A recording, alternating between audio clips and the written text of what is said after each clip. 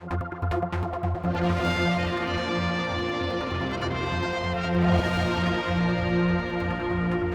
to the Chief Minister, and talking actually about flights, your trip to China that's coming up. I was talking to Minister Quayle, asked him about his travel arrangements. He was a bit surprised I was asking about that. I think it's quite legit. It's coming out of the public purse after all, isn't it? To ask how people are travelling is not, in my view, a deal breaker on a question and answer session. But he said I should ask everyone if they're travelling, and you're going off to China. How will you be arranging your thing? You won't go economy that sort of distance, surely, would you? Or no, do you? I think for all long-haul travel where business is concerned, I think it's business class that we usually travel on. If you're traveling 12 hours in a plane, and as we did last year, we came off the plane and more or less went straight into meetings, you need to be reasonably fresh and sharp to do that. And I think this is the rule which applies right across the world. Most businesses will approach their travel arrangements in the same way. How many people would you take, though? I mean, government people who, therefore, is being paid by the taxpayer, for instance, on your trips. I think this current China trip hasn't been finalised yet, but there will only be two government. I think there's only two people coming with us, but there are 8, 9, 10 private sector people travelling as well. It's not just a government trip; it's a government business combined trip. How's it all been going? Because looking back, I mean, you've had trips before there. They've sent delegations here last year. Yeah. But in the press, and I've been quite on to you about this one. We never see much about it. We never get any video back from your trips. We get the odd still picture that's been taken. The public don't seem to actually probably see if or what is happening on these trips, and if they are value for money. I can assure you they are very, certainly the China trip last year was very good value for money. It was probably the most exhausting trip I've ever been on. The schedule was actually quite punishing for the 6-7 days, whatever it was we were there for. We were starting at 7 o'clock in the morning, finishing at about 11 o'clock at night most days. We were trying to squeeze in 7, 8 different meetings during the daytime, rushing from one end of the city to the other. Is there anything concrete that's come out of it? I mean, have a bank opened, or have manufacturing opened, or what's come out of it? Is it just contacts? Really? You've got to realise that when you're dealing with most countries, but certainly China, it's a slow build. It's building up relationships. It'll probably take a number of years before we start to see tangible results coming back. You've got to revisit these people, show that you're genuine, show that you're sincere.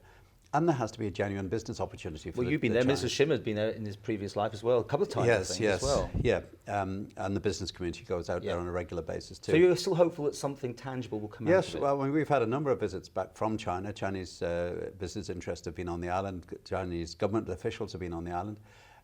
So it is starting to bear fruit, but people have to be patient. You're not going to just go to China and bring a bank back to the Isle of Man. Okay. It takes a long time for some of these things to gestate. Maybe someone can take some video for us on this one to show us the goings on. Just even its handshakes and meetings. It's quite useful, I think, for people to see. Anyway.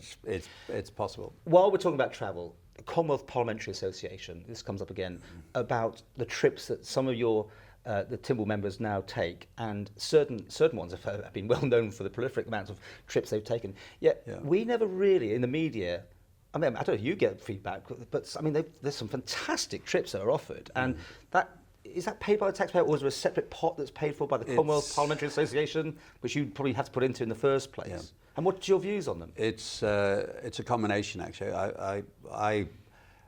I went on, I think, one You're rolling your eyes on this, CPA trip just after I was first elected 30 years ago, just out of curiosity.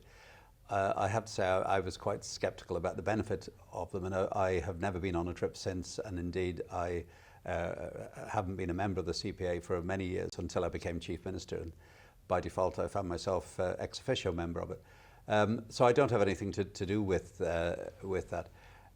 This goes really through the Clerk of Timble's office, and the information you seek would be better coming from them, because they will be able to tell you the various trips they go on, the costs and the benefits which they believe. I've seen figures. I mean, it's quite fantastic, really. And this is not economy class either, presumably, if it's a long haul. I don't know. Trip. But anyway, I really can't comment on that. My point is, do you think people who go on these should come back and produce some sort of documentation or press information about what they've achieved on this trip? Well, it depends, really. Clearly, we have to keep the public informed. We're there as public representatives. We have to keep people informed. Would you agree we don't normally hear much back? Well, we don't always, because there actually sometimes isn't that much to report. If you're building relationships, if you're networking, there's nothing specific coming out. As I said earlier, I'm not going to come back from China with a bank and say this is what the outcome is. The most I could say when I come back is that we've met 50, 60, 70 different potential leads. It may or may not develop into business in the future. Is that a headline in the media? I don't think so at this stage. Likewise with the CPA, it is a parliamentary delegation which goes out. They meet fellow parliamentarians in different countries, often just to discuss quite arcane governmental issues, parliamentary issues, which frankly would bore the pants off most. But if it's in St Helena, which like one of them was last year, I think, or the year before, yes, sounds very nice to me. Doesn't that rather than just Cardiff or? An interesting trip, I think, 'cause it takes about a week to get there. I think, does, and a week to get back. And I again. asked for something on that, and I never got anything back. That's just what I'm trying to say to you, is that it almost disappears on the radar, and on goes business. And yet you were criticised. I say you, Minister Quayle was criticised by people who had been on these trips themselves, and it was talking about him having too long a time in New Zealand. I mean, you must sit there thinking, hang on. Yes, but I think we've got to bear two things in mind. It is absolutely right that the whatever trips government go on, whatever guise it is, whether it's CPA or broader governmental trips, we have to get value for money out of it. The public, I think, rightly will be very critical of government if they're perceived to be jollies. But at the same time, if the Isle of Man is going to succeed in the modern world, we have genuinely got to have an outward-looking, internationally focused approach to promoting the island now. Just simply promoting the Isle of Man in the UK is no longer sufficient. Our outreach is every corner, and we've got to build networks. We've got to make people aware of the island. We're under huge pressure, for example, on international regulation for financial services. We have to do a lot of travelling to promote the island's case. And that can often only be done on a face-to-face basis with some of our critics, and that certainly it takes up a large part of my time. We have to have this balance between value for money and promoting the Isle of Man in a cost-effective way. I mean, the British Irish Council, you really believe that does bring you benefits? Absolutely. Unquestionably, the British Irish Council is a huge bonus for the Isle of Man, and you were at the conference in Douglas not too long ago. By all accounts, the most successful conference they've had so far. We had plaudits from all the devolved assembly leaders. Delighted with it. It's a great opportunity to build contacts and build networks, especially within the UK at the moment, when we have a very unusual and very sensitive election coming up, where we have no idea what the outcome might be. And many of the people we are contacting through the British Irish Council may well again be thrust into the centre of power, who could influence our future in next year or more. Finally, before we go, MLC is about to be sorted out. Have you got any particular views? Would you like to see them come from within, or do you like to see fresh blood coming? Well, my view on the LegCo structure is it benefits from having a twofold approach. When I was first elected, it was normal that it was the senior members of the House of Keys with the experience and knowledge who perhaps wanted to step out of day-to-day frontline politics but still reserve that experience to help the island. They were the ones who were normally nominated, and for many, many years that was the way forward. Latterly, though, we have tended to bring in more people from outside, all bringing in their own breadth of experience in different areas.